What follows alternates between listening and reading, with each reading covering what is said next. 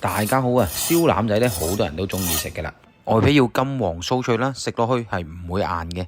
內部嘅肉質咧又要肥瘦相間、鮮嫩多汁，一直都係好多人想追求嘅效果。幾年前咧，我 YouTube 已經拍過一條家庭式燒肉嘅做法噶啦，都有過百萬點擊率，好多網友都成功噶。當然啦，燒肉咧係有好多款做法嘅，而今日呢個版本咧，我就做過十分之快手，唔使雪過嘢噶，4小時就可以完成噶啦。我哋而家就睇下呢個4小時燒肉版係點樣去做啦。Let's go！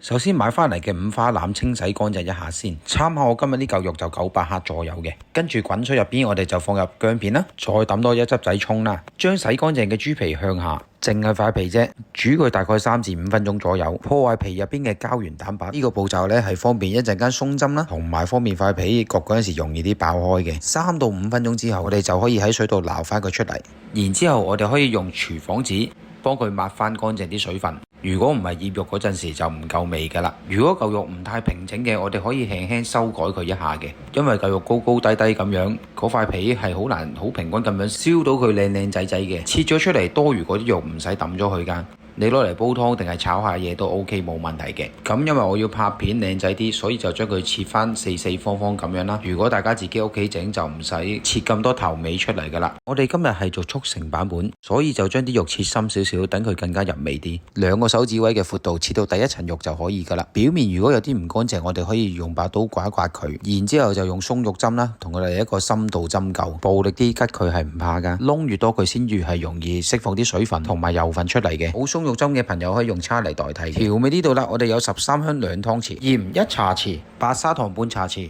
孜然粉1湯匙，紹興酒就大概2至3個茶匙就可以噶啦。將所有嘅調味料嚟一個冇腦式嘅混合先，然之後咧我哋就均勻咁樣滲落嗰嚿肉度，順便嚟同佢做一個深度按摩。等嗰啲肉咧係可以更加入味嘅。例牌嘅對白啦，就係冇13香咧，你可以用5香粉代替，唔用孜然粉嘅唔落都得嘅。最基本嘅你淨係用少少鹽醃佢都可以噶啦。加香料呢啲全部都係個人喜好加上去嘅啫。因為我哋呢條影片最終嘅目的啦，唔係做一個乜嘢口味嘅燒肉，而係點樣用最快嘅時間做到塊皮夠鬆化，肉質又夠嫩，啱晒繁忙嘅都市人追求快靚正嘅燒肉。好啦，搽勻醃料之後，梳打粉1茶匙，白醋2湯匙。輕輕咁樣將佢攪拌均勻，一陣間用嚟搽喺豬皮上邊嘅。搽醋嘅目的咧，可以令到塊皮嘅水分快速咁樣釋放出嚟嘅。梳打粉嘅作用，除咗可以令到嗰塊皮更加鬆之外咧，亦都可以做到一個酸鹼中和嘅作用，就唔使成日都話有陣醋味喺塊豬皮上邊啦。然之後就參考影片入邊嗰個折錫紙殼嘅手法，根據翻自己嗰嚿豬腩肉嘅大細，包翻佢入去咁就可以噶啦。而今次咧，我係用咗2張錫紙嘅。用2張錫紙包出嚟嗰隻盒仔更加硬淨啲，同埋冇咁容易漏汁。當然啦，我哋要留意嗰張錫紙嘅高度啦，係緊緊包住嚿肉，突翻塊豬皮出嚟先得噶。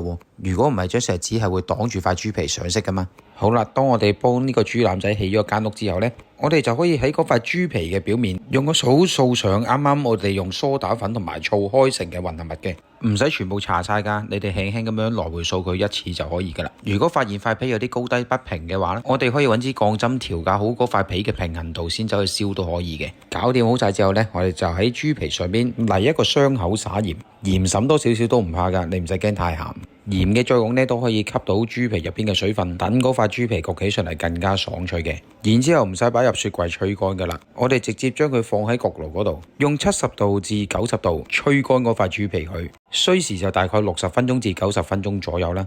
視乎翻大家嘅焗爐啦，或者係大家嗰嚿豬肉嘅實際情況，參考我咧就用咗大概80分鐘就完成呢個吹皮嘅步驟噶啦。我上手咧係十分之乾爽嘅，我哋用把刀咁樣刮落去，啲聲咧係清脆利落嘅。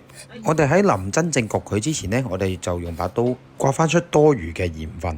然之後咧，我哋就喺豬皮嘅表面掃上一層花生油。油咧你就唔好太慳啦。油嘅作用咧係可以喺呢個烤焗嘅途中做到一個半煎半炸嘅效果。咁樣做出嚟嗰塊豬皮先至更加鬆化噶。本身咧我就想用焗爐焗咗佢嘅，但係焗爐擺盤之前就拍過啦。今日就心血來潮，用下氣炸鍋啦。氣炸鍋入邊加少少水，提防嚿豬肉燶底，然之後就開最高溫焗佢大概15分鐘，焗到佢嗰塊表皮燶燶地先。然之後咧我哋就攞把刀仔刨翻佢表面第一層燶咗嘅皮，再重複做翻掃油呢一個動作，繼續用翻最高溫啦，焗佢8分鐘左右，繼續焗燶佢嘅。好啦，到佢第二次打開嗰陣時，又係塊表皮燶燶地啦。其實進取啲嘅朋友可以一氣開成焗到成嚿嘢黑晒，咁就刮皮刮一次就可以噶啦。不過費事就焗得太黑啦，咁樣係會嚇親大家嘅。所以我哋呢個刮皮同埋搽油呢個步驟，我係分別做咗2次嘅。當我哋完成咗第2次嘅刮皮步驟，我哋同啱啱一樣啦，倒翻適量嘅油喺表面搽好佢，跟住再擺翻入焗爐或者氣炸鍋再焗多佢1次，焗到佢金黃色就可以噶啦。咁我哋要留意翻個器皿啦，如果冇水嘅就加翻啲水啦，提防嗰嚿肉燶底嘅。好啦，最後一次送嗰嚿肉入爐啦，一樣攞最大火焗佢就可以噶啦。你哋唔使怕高溫噶，因為燒味店嗰啲爐都係開250度至350度焗佢噶啦。你要夠高溫先可以令到豬皮入邊嗰啲油做到一個炸鬆塊皮嘅效果。同樣原理呢，就係如果嗰塊皮越黑，即係佢嘅溫度越高，所以刮走表面焦咗嗰層皮，下邊嗰層金黃色嘅燒肉皮呢，先係食落去最鬆化，唔會係得個樣而硬刮刮嘅。而且呢一款翻焗嘅皮呢，出咗爐之後焗至佢1個鐘，佢都係可以保持到嗰種爽脆度嘅。不過你真係忍得到口，擺到1個鐘頭先再講啦。嚿肉燒好咗之後呢，我哋就拎翻佢出嚟啦，靜置佢大概4個字至半個鐘頭左右啦。我哋先開始切佢，太心急切佢嘅話，你嗰啲肉汁就會流失晒噶啦。除非你真係諗住新鮮熱辣辣咁樣全部食晒佢，唔使剩嘅，咁就另計啦。我哋聽下塊皮嗰把聲係幾咁吸引。好啦，當嚿肉 rest 咗大概半個鐘頭左右，我哋就可以攞嚿肉出嚟噶啦。正常嚟講，如果你參考翻我呢一款做法，個底加少少水嘅話，嗰嚿肉嘅底部呢係唔會燶嘅，望落去呢係仲夠 juicy， 有一啲都唔乾柴噶。真係好正呢正。最後擺碟嗰度，你想簡單靚仔嘅，參考我就用一隻黑色碟啦，整翻劈芥辣醬上去。加翻啲做作嘅綠色，成件事就變得高級咗好多噶啦。我哋食之前打翻張卡先啦。真係好靚仔。好啦，我哋而家試食啦。呢嚿呢，我就嚟影相，咁我攞邊邊嗰嚟試食啦。有翻少少芥辣醬，有少少砂糖。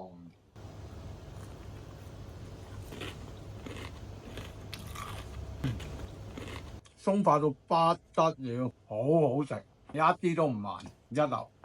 好啦，嚟到影片最後啦，咁我又分享下一啲經驗啦。喺拍呢條影片之前1日呢，我都試過用啲粗鹽加蛋白撈埋落去豬皮上面，試下佢出嚟嘅效果有冇啲咩特別唔同到，食落去嘅味道都係差唔多嘅。不過呢，例如會唔會好食啲啊，或者嗰個水分可以抽得乾身啲等等。跟住到最後測試嘅結果就係，佢始終啲鹽都有翻咁上下厚度啦，所以真係做唔到短短大概60至90分鐘就乾到表面塊皮。咁當然啦，呢啲只係個人嘅見解嚟嘅啫。